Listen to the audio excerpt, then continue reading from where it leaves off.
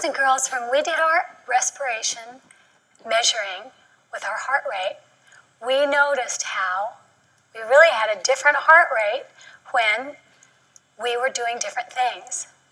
As we're here and we're just breathing in our nose and our mouth, we breathe in our oxygen, and it comes down our trachea, comes into our lungs, where the trachea divides into different branches, and those branches get smaller and smaller, and they end in air sacs.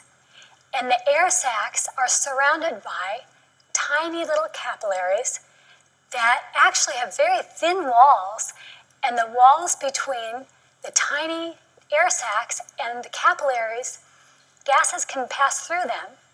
So when we take a breath in, then that oxygen goes through the air sacs into the capillaries, and those capillaries carry that oxygenated blood, or the blood that now has oxygen, to our body's cells. And that's really how our cells get the oxygen to breathe. Now, our heart does the pumping.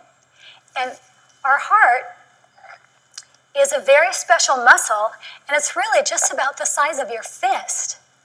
That's amazing to think that your heart, that small, can pump blood all the way through your body. And it's just kind of like the same thing with a faucet. When you turn a faucet on and you run the water, when you run the water really hard, or you want to run a lot of water, then there's a lot of water going through the faucet. The same thing goes with the heart. When you were running, when we did our investigation, you were pumping a lot of blood through your heart. Well, when you're resting, as we measured when you were just sitting, and we rested the way that you counted your breaths, it's amazing the way it's just like a slow trickle, just like a faucet.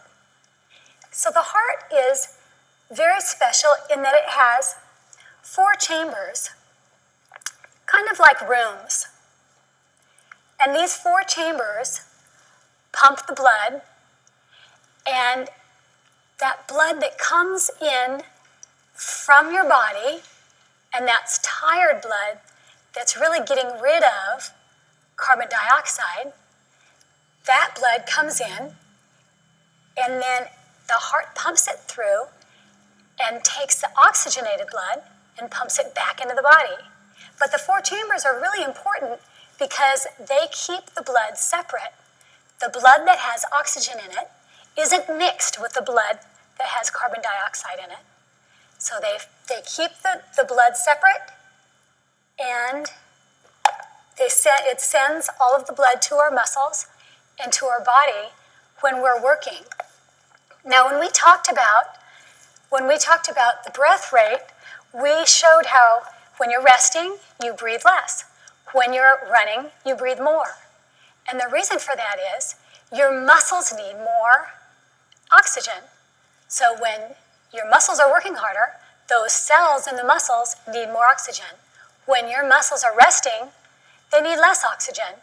But just as you're working harder, you're breathing in, you're carrying more oxygen into your body, also you're breathing out more because you're getting rid of more carbon dioxide.